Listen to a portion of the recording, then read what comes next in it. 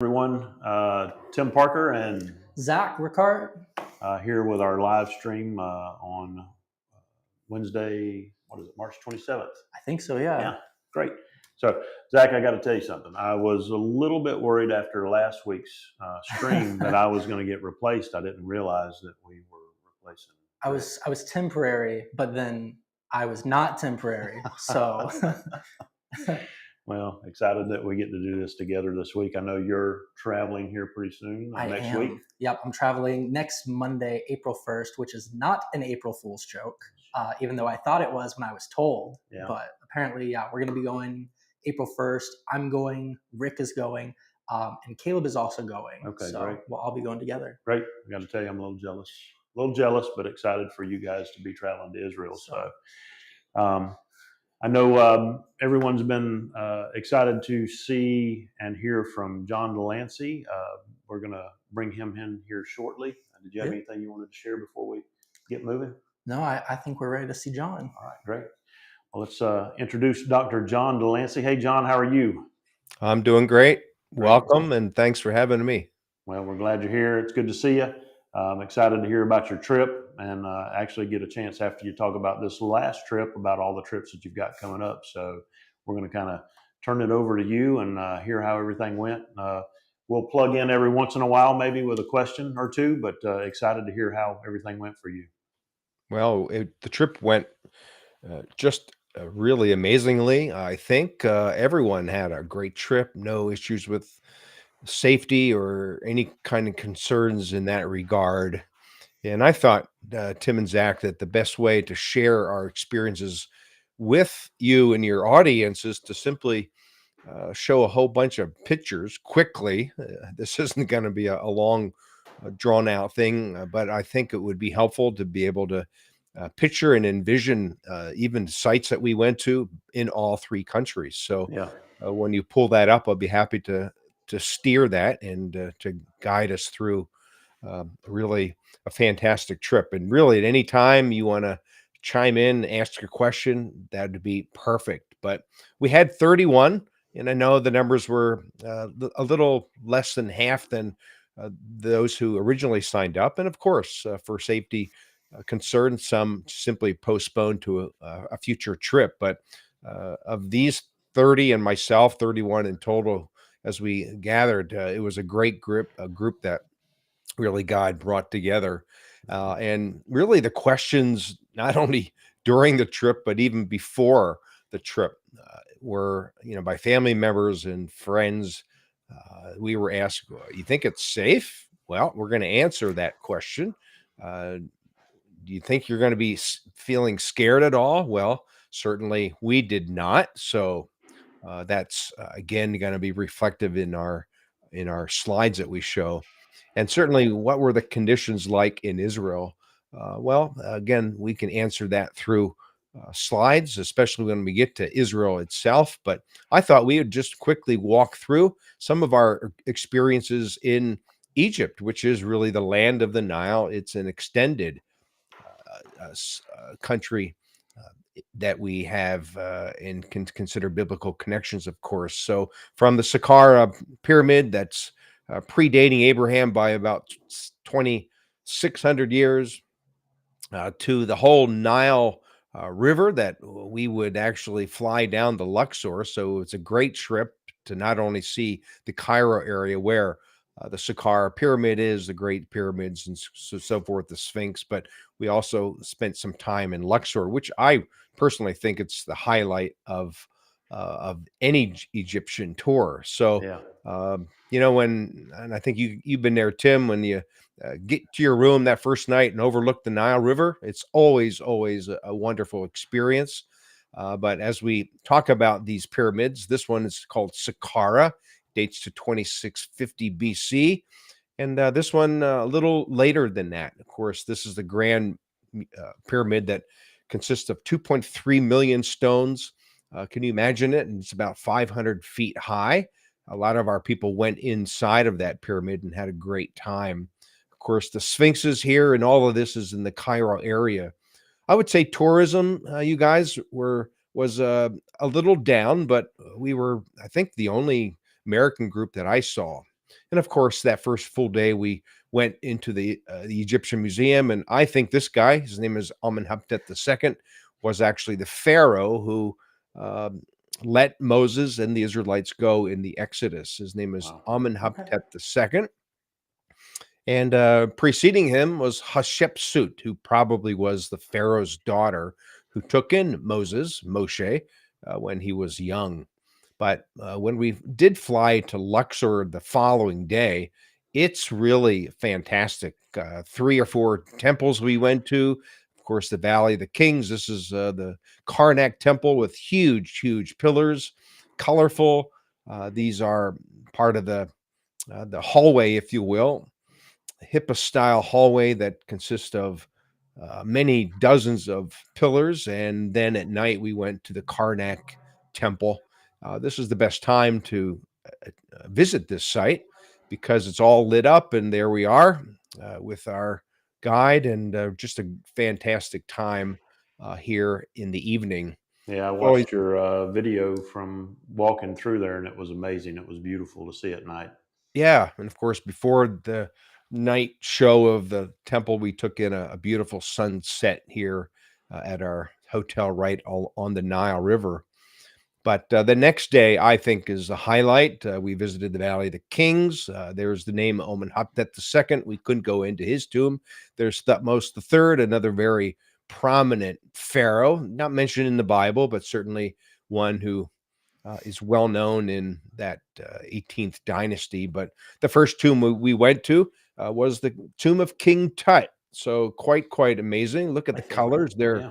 they're real. I mean, not doctored up. They're just so well preserved, and everyone went into this tomb. And then other tombs, 3 of them specifically, tomb of Ramses III. But I mean, I've been in here many times, and I still can't get over the colors that are represented within the tomb in terms of libation and incenses. And just these are some of the wall reliefs in some of these tombs that were carved out specifically. There are 63 of those in the Valley of the Kings. So, and right next door is the Temple of Hatshepsut. Again, she probably was the pharaoh's daughter. And also nearby is the Temple of Medinet Habu. Now, that may not be familiar to your audience, but this relief is really depictive of this guy named Ramses III, who actually defeated the Sea Peoples. We know them in the Bible as the Philistines. So Yeah. we go to this temple for that sole purpose of how in 1177 BC, this pharaoh defeated the Philistines, known as the Sea Peoples. But any Egyptian tour also needs to include a felucca ride across the Nile to the other side of the Nile to the east side. But a great time in Egypt. Again, crowds were low, a lot of European and Asian groups, but I think we were the only American group, I believe. But then we flew to Amman, and certainly this is the highlight. Petra. We'll get back to Jordan here, but we saw 3 or 4 different sites, and we started with a visit to the site called Bethany Beyond the Jordan. I think you guys have been here, especially in have. the other Few side. times. Yeah. This is looking over to Israel from the Jordanian side. The water level was pretty high. According to John 1, Jesus was baptized in this area.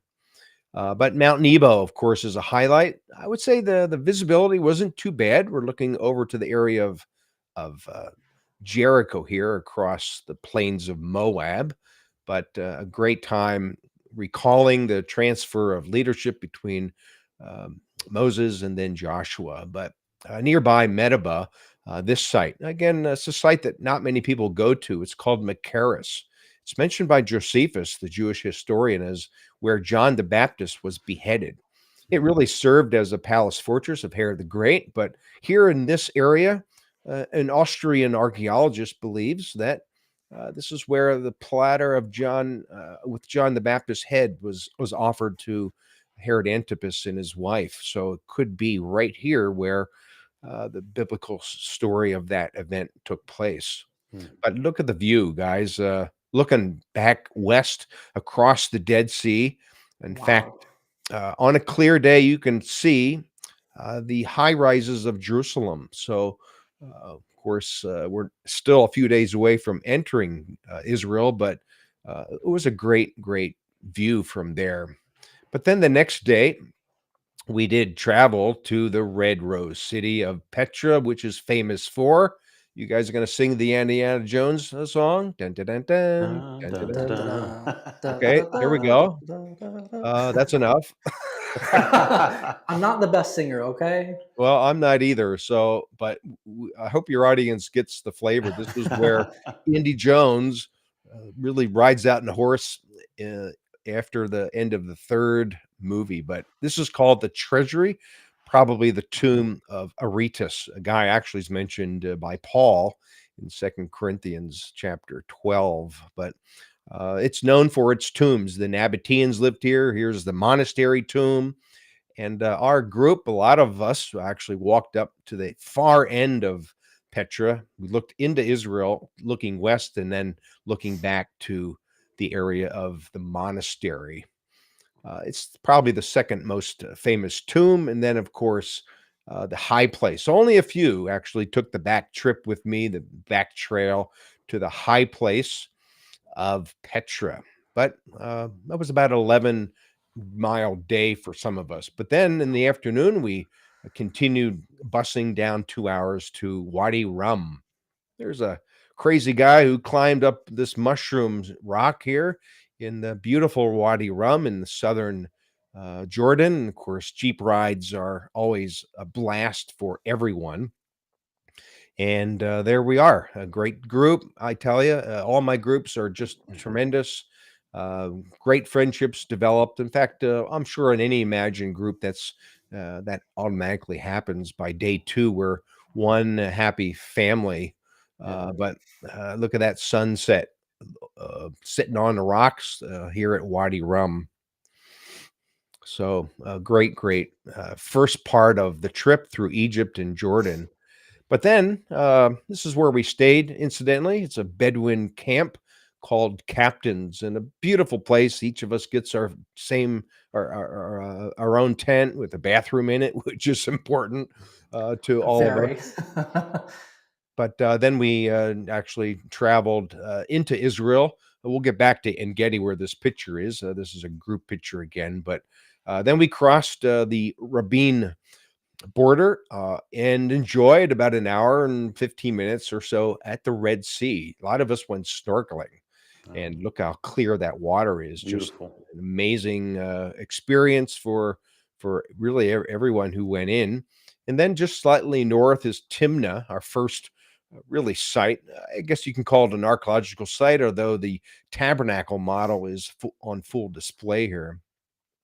Again, we were welcomed in Israel a lot. Of course, a lot makes some news once in a while from issues in the Red Sea, but people need to know that some of those issues with the Houthis it's 1,000 miles away. So, of course, we weren't looking into the skies at all. There was no issues. But here at Timnah, it's a beautiful place. It sort of looks like a small Petra, but of course, at a place called Yovata, dairy kibbutz. It's always a must stop. We enjoy the ice cream there. But then the Dead Sea, we ended that first day in Israel with really virtually everyone floating in the Dead Sea as the sun set. Spectacular. Yeah. But then the next day was the desert day, starting with Masada. And the top of Masada with the storerooms. This was again a palace fortress built by Herod the Great. It was a project in the early 30s BC. And Herod probably spent some time here in the northern palace. Some of us walked down the steps. It's only about 150 steps down, but Masada is a great, great site to visit. Many of us walked down the snake path, but just to the north is En Gedi. And again, I'm just going quickly just to give an overview, if you will, of our experiences in Gedi. Again, a beautiful place, one of a few oases here on the the eastern edge of the desert, overlooking the Dead Sea. Uh, and then Qumran is just about a half-hour drive to the north of En-Gedi. We're looking into Jordan again. In fact, Mount Nebo is just off the screen here to the left.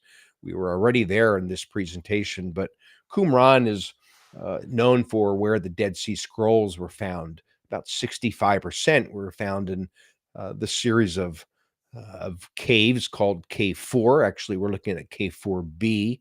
Cave 10, Cave 5, Cave 6, Cave 1 and 2 are a little to the north, but a great site. Again, biblical connections, and talking about biblical connections because the next day we started with En-Gedi. Actually, this was the end of that day of the desert. So we're looking at probably walls that Joshua saw. If we take the Joshua 6 story, and look at it from an archaeological point of view. And then the next morning, Tim, who is this guy? Actually, can I even divulge a secret? I have a new costume. I usually play the role of Isaiah the prophet. So I sort of look like a hippie freak here. But hey, guys, I sort of hide behind a rock, and then with the group overlooking the desert, I pop out and I recite Isaiah 40. I mean, can you imagine? Prepare the way for the Lord, make straight a highway. This is where Isaiah shared those words, and it's always a blast to do that. I thought you were trying out a new hairdo for a minute. Yeah, well, look at my hair now. Maybe one day, but after the Wadi Kelt, then we drive really into the edge of the what the British call the West Bank. We like to call it Samaria, and again, no issues. We went into the areas where Palestinians were. Jericho, of course, is highly Palestinian. And then we went to Shiloh, this site where the tabernacle was for over 300 years. Yeah. In fact, I'm hoping to excavate that site this June with our upcoming trip in June. It's still open for people, and certainly if you want to dig at Shiloh, that would be also another opportunity to really touch in tangible ways biblical history. But then further north, we then ended up at Beit Shan, a huge Roman site, but also mentioned in the Old Testament as well, and ended our day with a great view looking east from Mount Gilboa. Mm. King Saul actually died here, and his body was taken to Beit Shan. So the next day, which was a day that we had to tweak. Now, we did not go into the area of the Lebanon and the Syrian border further north, just because of safety concerns there with what's happening in Lebanon. But we were able to go to Gamla, Katsrin, and Hippos. And this is a synagogue at Gamla. We hiked down from this edge of the cliff here, and there's a great trail. It's about 15-minute walk, and this is a first century synagogue, which I think, even though it's not mentioned in the Gospels, I think Jesus would have taught there as well. And then Katsrin has a great reconstructed stone house. I mean, you guys can probably picture the Mark II story, Luke 5 also, of how the guy was lowered down by 4 friends through the roof, and Jesus not only heals him, but he says, "Son, your sins are forgiven." It's a great place to reenact that biblical event. And then Hippos, or Sosita. It's on the southeast side of the Sea of Galilee, and a great view of the lake from there. This was one of the Decapolis cities. And then I threw in a site called Khirbet Cana. Now, most people only go to the traditional modern Cana, John 2, of course, and John 4, but I decided to take this group. This was only the second group I took here.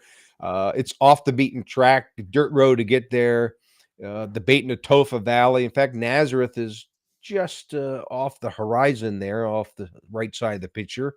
So this was Cana, biblical Cana, and we indeed enjoyed our visit. Some archaeologists believe that this is a first century synagogue as well, but off the beaten track, and certainly where Jesus performed his first miracle. And then let's see, what did we do then? The following day, after arriving in the Sea of Galilee area, Tiberias, we started with a baptism in the Jordan River. There was a few who were baptized, and then a quick visit to the Kinneret Cemetery, where you see in Hebrew Rachel. She was a Ukrainian Jew who died in, I think, 1931, one of the earlier pioneers. And we read some of her poems and actually sang a song or two as well.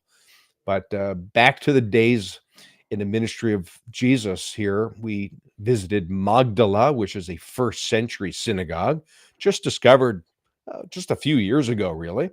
And no doubt Jesus taught from there, even though Magdala is only mentioned once in Matthew 15. Capernaum, we were the only group here, only group really had a lot of sites. But this late fourth, early fifth century synagogue is always a good place to read about the ministry of Jesus. John 6, Luke 7, Mark 1, Mark 2, Mark 9, probably Luke 8 as well. But then the skies did clear. We only had rain on one day, and it cleared enough for us to go to the top of Arbel. We could not hike it like we typically do. It was too muddy, but look at the great view. Capernaum is right there, Bethsaida, Chorazin, Plains of Gennesaret, Magdala is down off the right. So just a great view to recall the life and ministry of Jesus. And it did rain for our boat ride. All Imagine groups, of course, enjoy this experience. We read Mark 4 in Matthew 14. In fact, let me just go back to this slide. You guys would really chuckle at this because literally at the end of reading both of those stories about the storms, it calmed and the wind died down and it stopped raining. Wow. I kid you not. It was Well, like, that's a fun what coincidence. just happened? It was remarkable. The wind and the rain was actually blowing in through these openings, and then it started again. And I read Matthew 14, and guess what? It stopped at the end of that too. How So crazy. it was really remarkable, almost like, this was meant to be. Yeah. But that's how we ended the day. And then the following day, this was the day we drove to Jerusalem.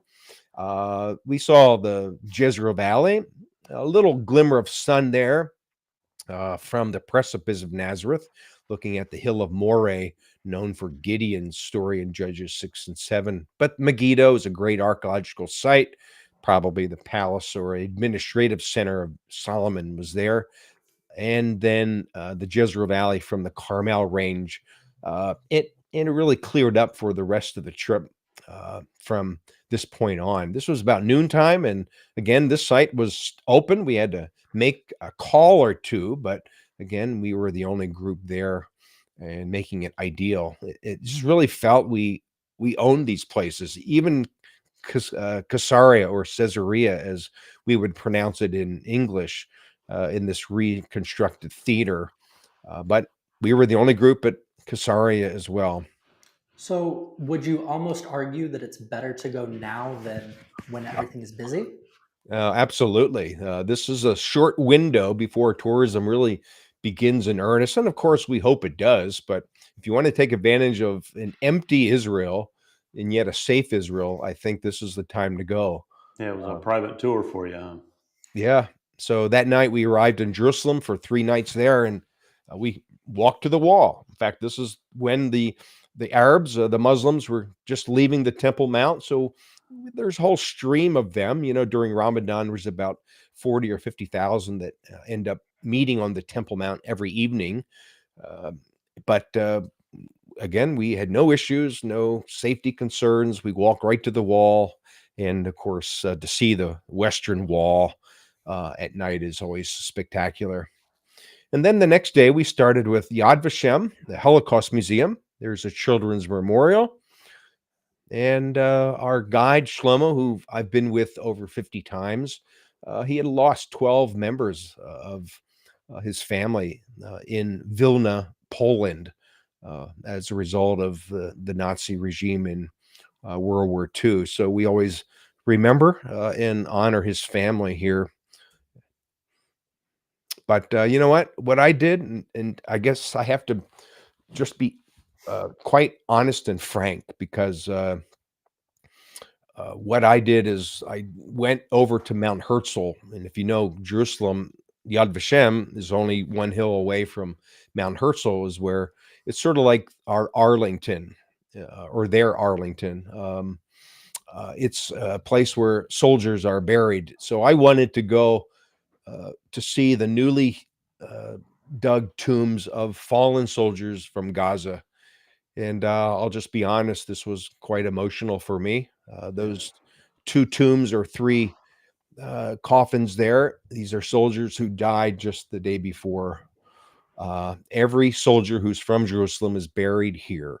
And to see these four, to talk to these four soldiers who lost their commander of the Golani Brigade in Gaza. He fell into a booby trap trying to save his two soldiers, and he died, 35 years old, a commander in the brigade. But I'll tell you, this was quite moving for me to really see a personal how Israel is protecting its country, and unfortunately losing soldiers in doing so.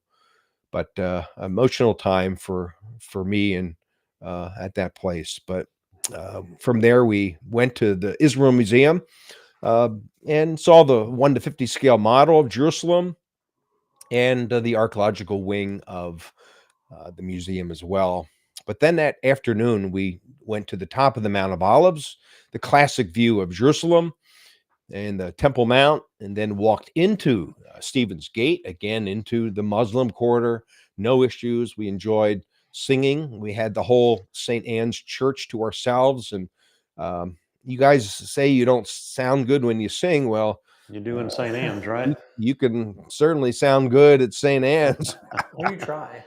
Yeah, So it's beautiful. It's it's beautiful, and the beautiful. acoustics So are amazing. we sang 6 or 7 songs. No one here, no one at all. And what a great time. In fact, no one was here too. The Holy Sepulchre Church. We walked right into this traditional tomb of Jesus. Yeah. So I think, other than one filming trip that I did after COVID, I've never seen it this empty. And that was great for us. In fact, even inside that tomb, this is what it looks like. Archaeologically, may I just add that I think this is at least the best candidate for the crucifixion and burial site of Jesus. Right. And then the next day, we started the City of David. Guess what? Only group, 0 groups. We were the only one there. And we walked through Warren Shaft. We walked through Hezekiah's Tunnel, which is a 1,700-foot tunnel. There's the meeting point, having fun. Kathy from North Dakota has joined me for a couple trips before, and she always has a great time with us. And then the Siloam Pool. They're continuing to excavate even more of the steps, and again, to see progress here, unfolding what we know as where the John 9 story took place. And then at the southwest corner of the temple, Herodian pavement, Herodian retaining wall. There's what is called Robinson's Arch. All, again, Second Temple, Jerusalem. These very steps Jesus and his disciples would have walked up into the temple from the south here. Probably here's where the triple gates were as they would have entered the temple. But then we visited Herodium. This is the reception room that Herod the Great actually preserved by basically destroying it in order to for his burial to be one that is preserved in history. But the view was spectacular from the top of the Herodium. In fact, there's the Dead Sea, there's the Jordanian mountains, and in between are the Judean desert mountains as well. So, but great trip. The following day, our last site was the Garden Tomb, a great place to visit. Again, we worship the person, not the place, as we like to say. And certainly Mark 16 really summarizes it well. In fact, this is great that we're doing this little recording here during the time of Easter, this Easter week, Do not be afraid. You come seeking for Jesus of Nazareth, who was crucified, but he is not here, for he is risen. And that's the bottom line of our faith encounter with Jesus. So that's it for what I wanted to pursue and share in terms of a presentation. But overall, a great trip, guys. And again, a great time to be there, even though you sort of feel sorry for those who are in tourism, for the hotels. In fact, we were in a couple of hotels where it was filled with people who were, I guess, finding a place to live from the north. They were places or hotels where there were Israeli families and kids all around. They were evacuated from the Lebanon border, and they'll probably still be there for maybe another couple months. But again, life is normal. Everyone went to school. Even Purim was celebrated. We saw the kids dressed in their costumes one day, and again, if you didn't listen to the news, you would think that conditions are quite normal, and really they are everywhere in Israel. A great trip, and I appreciate you guys having me on to share at least some images from our trip that we called the Granddaddy Tour, a 17-day trip of Egypt, Jordan, and Israel. You Yeah. guys have probably some questions and maybe some things to add yourself, no doubt. Yeah, we appreciate you coming on, John, and sharing everything. We experienced whenever Rick and I were there. We experienced the very same thing that you did. Had you not known anything was going on, you wouldn't have known anything was happening. Right. And the very, to be honest with you, the very personal experiences that we were able to have there with the lack of crowds. Hmm. And I know it sounds like you had the very same thing happen with your group. Right. I know whenever you posted recently on that being the grave sites of the soldiers being a very moving and that being a very moving thing that has not happened to you in quite a while Right. since you've been traveling the multiple times that you've been. So I can't think of a better time to go and experience Israel, but also to be able to kind of soak everything in without having to fight the crowds. Yep. No crowds. And again, that's unfortunate for the hotel services and guides. My guide, this is his first tour since really before October 7th. But that's basically the situation for every guide. I know a couple, Ellie and Ike and some of these Yeah. guys who I am in contact with, but they're just starting up. I think Ellie has a group coming up this end of this month, actually maybe next week. But we feel for them and we support Israel. Really, their need and right to protect themselves, and I do hope that they sort of finish the job, if you will, in Gaza, and uh, not hesitate to do that despite world pressure, if I may. I'm not going to get political here, Sure. but Sure. Yeah. that's sort of an unfortunate circumstance in which Israel now has to defend their right to defend their country, which is not at all how it's supposed to be, nor something that I envisioned happening uh, after October 7th. But safe trip all around, no issues, in and out of the West Bank, quote unquote, in and out of Jerusalem, Old City, just life as normal. That's basically how I can summarize it. Yeah. The pictures were beautiful. It looked amazing. I Yeah. know Thanks. Zach and them are going soon. So Yeah, Yeah. I'm excited to go. I mean, it's awful to see how slow it is. I mean, we saw it when you guys went back. What was that? February or March? actually, end of January. Yeah. January. Hmm. It's been that long Yeah. already. Yeah. But yeah, I mean, even when you and Rick had gone, the videos that we'd shared, I think it was 2 weeks ago, maybe. Yeah. So those videos, and now seeing the pictures from you and your experience, and seeing that it's still not picking up yet. I mean, Yeah. there's pros to it, obviously. For groups like yours, you can get into the sites. You were able to see things that you didn't normally get to see, but it's definitely sad. Yeah. Did you get to run up the snake path, John? You Oh, I really run did. up. I did. I always do. And that's always fun. I'm getting older, but I can still run pretty much most of it. The upper steps, if any of your audience knows what that's involving, it's a long way up. It's only 1.2 miles, but yep, I'm still running up.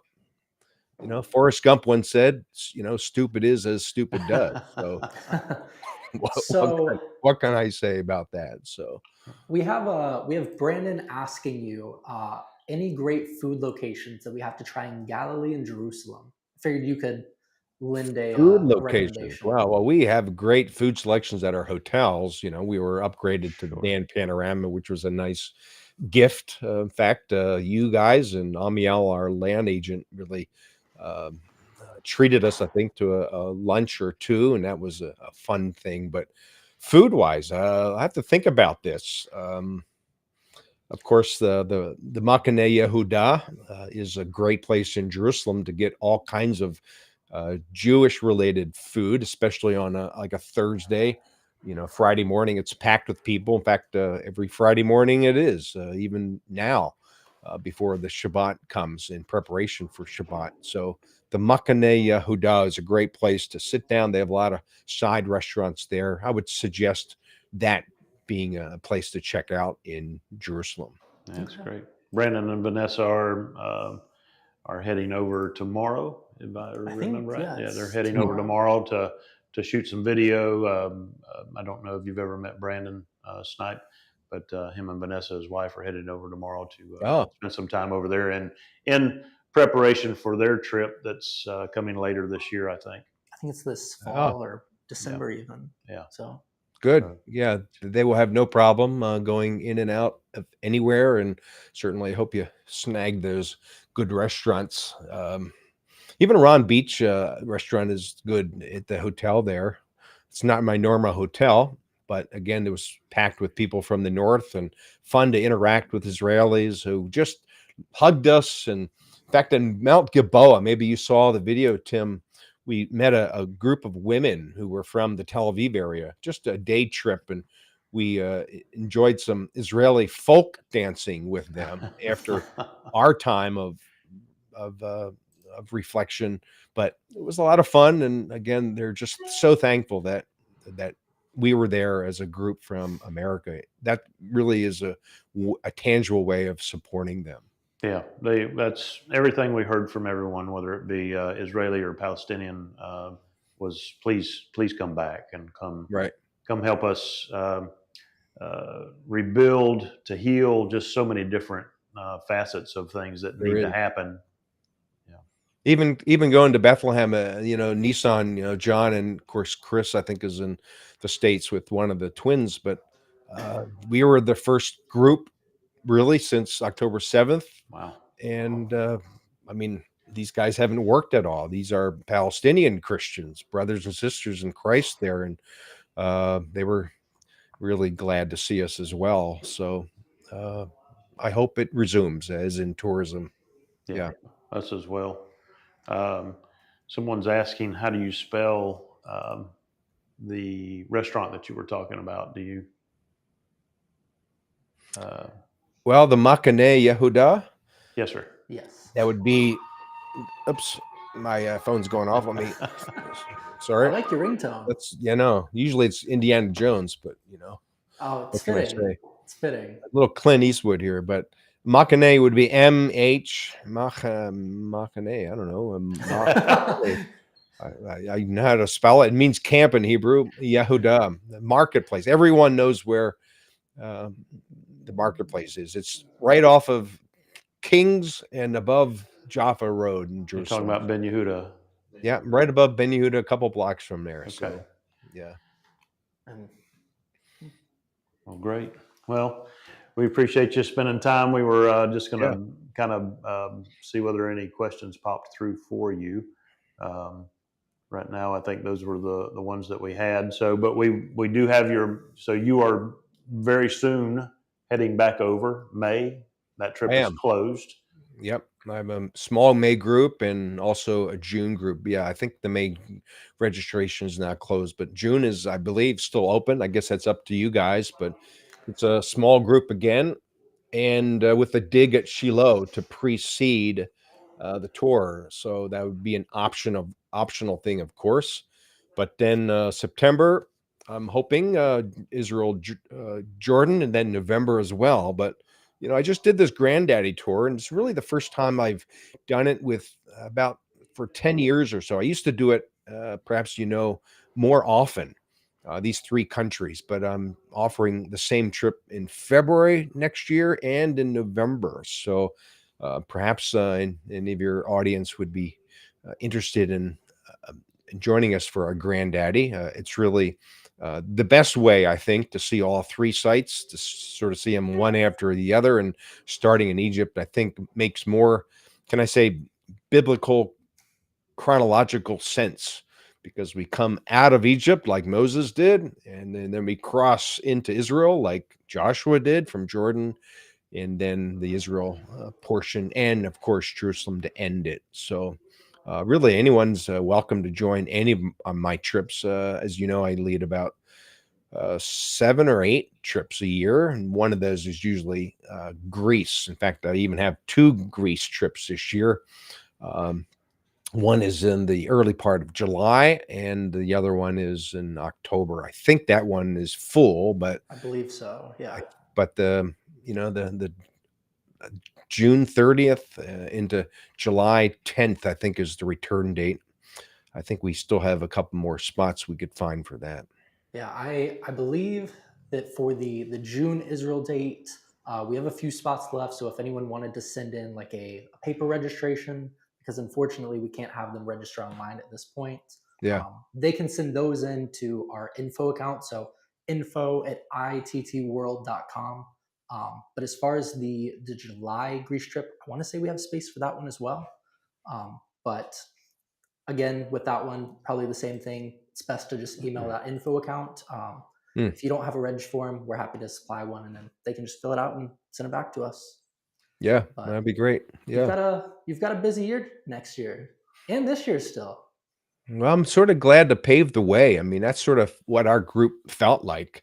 It's sort of an honor and privilege to be there when no one's there, but to sort of be the first group, if you will, not only from Imagine, but I didn't see really any other groups. Although I do have a friend going in a couple weeks, and again, I'm hoping that trips begin to resume once people realize that it's safe. In fact, that's the takeaway I think from this video that we're doing together. Israel is safe. It's open. They're ready. They're eager for us, and certainly it's a great time to visit. Yeah. Absolutely. Yeah. I'm going to talk to Rick and see, because I think we should have next granddaddy trip. I think that the representative from Imagine should be Yeah, me, and I think I should go on that one. I think yeah, the I think so. caveat is we need to see which one of you is faster up the snake path, you or Well, John. John does his running, and I do my push-ups on the side of the mountain. So Well, how about we do this? I'll get you to run a couple times, and you can keep me honest with push-ups. In okay, fact, that sounds like a great idea. although I won't do as many as you do, like hundreds a day. That's like crazy, Tim. But Yeah, I thought you might show the picture of me doing push-ups on Mount Arbel that you took that time we climbed. yeah, sorry, I'll include that picture next time. I Okay, remember that. Yeah, how long ago was that? that's That's been a while. ooh, yeah. Yeah. But you're still big and strong, so So, anyway, thanks for coming on, John. yeah. Really appreciate you being here. We look forward to can you tell everybody your website? Maybe they can go there and check out all the Yeah, trips that are coming up. everything's on the website. In fact, I'll mention even one more thing for easy access. The website is biblicalisraeltours.com, simply biblicalisraeltours.com. There's an upcoming tour page where I post all of our trips. There's even a past tours page where all of them are listed there with all examples of group pictures, 360, full text summaries. I mean, that's what I do for each trip, so that when people come back, they can actually interact and sort of help process through the trip that they just encountered. But I can also probably suggest that you download our BIMT app. In fact, in doing so, you can access our website through the app, of course, but also all of our teaching videos that we post on YouTube. We have about 28,000 subscribers now on YouTube, and the easy way to check those out is through the app. So in your search, whether you have an iPhone or iPad or Android device, just search Biblical Israel Ministries and Tours, and you can download it for free and then access a lot of our tours, information, resources, videos. There's a lot there. So we want people to download that and use it so that it can enhance their connections, if you will, with the Bible and the land. Yeah. Great. Absolutely. Well, we love and appreciate you. Thank you so much for spending time with us. Look forward to seeing you in person, hopefully in Israel soon. Yeah. Well, thanks for being you guys as being the best in the business. Imagine Tours. I've been with you guys a long time, with Rick's dad, Rick's uncle, now with you guys. And I just thank you for all the arrangements that you make. If a pastor or a church member is looking at this and you want to organize your own, well, Imagine Tours and Travel is the agency to do that with, and no worries ever. I mean, this trip really had lots of flights from Cairo to Luxor, Luxor to Cairo, Cairo to Amman, all the crossings. All of this was well arranged. I don't have to worry anything about hotels or airfares. You guys did a great job again. So thanks for taking care of me and my group as you always do. Well, thank you, John. Well, thank you. Appreciate you. Yep. Well, take You're care, welcome. and we will be in touch soon. All right. Take care. Shalom, shalom. Bye. Well, that was great. I mean, we always love hearing from John. Yeah, So, he's amazing. Great teacher, archaeologist. I mean, just so many different things whenever you go on one of John's trips. So visit his website, and of course, we'd love to work with anybody that's that wanting to set up a trip, and we can help walk through any of those details for you. Just as John said, we handle all of the legwork, Yep. putting these tours together. Really, the only thing that you would need to do is promote your tour and prepare to spend time fellowshipping with the people that you are bringing with you. Yeah. So It's pretty accurate. It's Yeah. pretty easy. yeah, I mean, pretty easy. It's pretty easy. We take all the hard Yeah. work out, right? as long as you know 20 people. 20 people. 20 people. Everybody knows 20 people. Exactly. You can Yeah. figure that out pretty easily. Yeah. So, You want to talk about you leaving next week at all? Or? yeah, we can definitely talk about that. So, I will be traveling again. We'd mentioned this at the beginning of the stream, but I will be traveling with Rick, our president and founder, and funny enough, my father, and then Caleb Oliver, who coincidentally works hand in hand with John on almost all of his trips. So we'll be going together. It's a solidarity trip, but it's kind of like an inspection trip, is what we've dubbed it. We're going to be visiting like a lot of the same sites that John did. So he had mentioned that he'd visited like Hippos and those northern sites that we don't normally see. Yeah.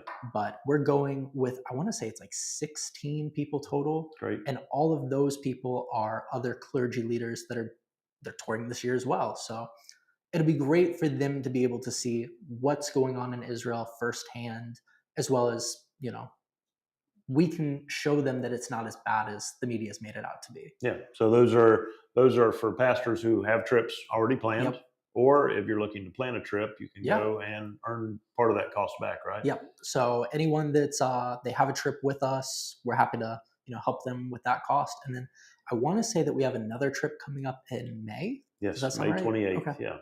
So, and I think we have a few spaces on that left. So if anyone did want to join our next trip, they can email that to sales@ittworld.com. And I think either you or I would be able to help them out with that. Yeah.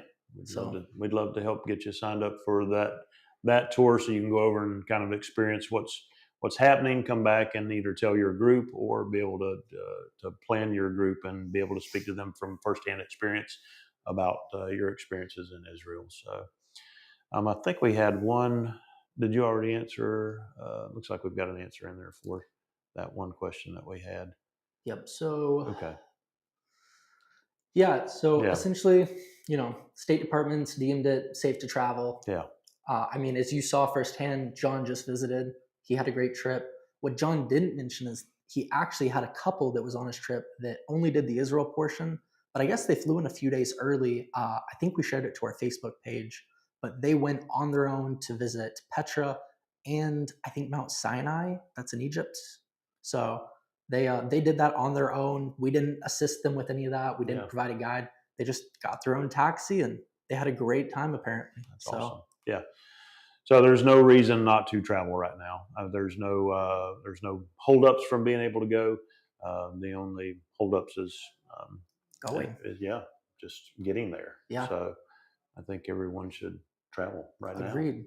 And to kind of further go off of that, we'll be live streaming while we're actually in Israel this next week. So we leave Monday. So I think the first video that we'll really see will be that next Tuesday or Wednesday, depending on when we have time. Okay. Mixed between that and jet lag. So it's a longer trip, but it's worthwhile. But we'll be live streaming. We'll be uploading videos to our social media, so on Facebook and YouTube. I know we're going to try out a few new things. We're going to do like YouTube shorts, and we have a few weird things planned, but it should work. Okay. I think it'll work. And we'll be interviewing a few of the people on our trip so you can actually hear what other people have to say. So weird things. I'm looking forward to seeing what happens. I'm excited to see how they go. Yeah. So, well, great. Well, again, travel to Israel is safe. It's amazing. We cannot promote it any more than you going, right? Yeah. So we would not be going if it wasn't. So we're excited to see what videos you guys send. I'm really excited to see what the fun stuff is. The fun stuff. Yeah. I'm excited for the fun stuff. The fun stuff will be good. You dunking your dad? What are you doing? I mean, we can. If there's enough interest, I will find a way. Let's get the emails rolling in on what you would like to see happen while they're in Israel. I think we can do a dunk in the Jordan River. Okay. I mean, he may want to float a little too far out into the Dead Sea. We'll see what happens. Yeah. We'll see what happens. That's great. So well, great. Well, we have anything else we need to chat about? I don't think so. I mean, obviously, if people want to see these videos, you need to be following us on social media. So you're already here from the fact that we're watching this. But if you do want to see those videos, make sure you're subscribed to our YouTube channel or you're following us on Facebook. All I think you have to do is drop a like. But as soon as you do that, I think they should be notified. Yeah. So that's all I have. Do you have anything you want to mention? No, just looking forward to seeing what you guys are able to see and hear about all your trip.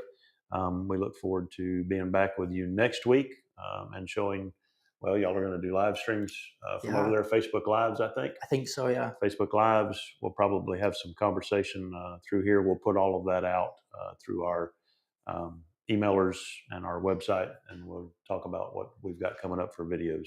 So look forward to talking to you soon next week. If you have any questions, please send those in to sales@ittworld.com. If you want to get registered for John's June trip, make sure you send that into info@ittworld.com. You can't sign up online right now because that is a controlled registration. But if you'd like to do that, email into info@ittworld.com and talk about John's June trip that you want to get signed up for. So that's it. That's it.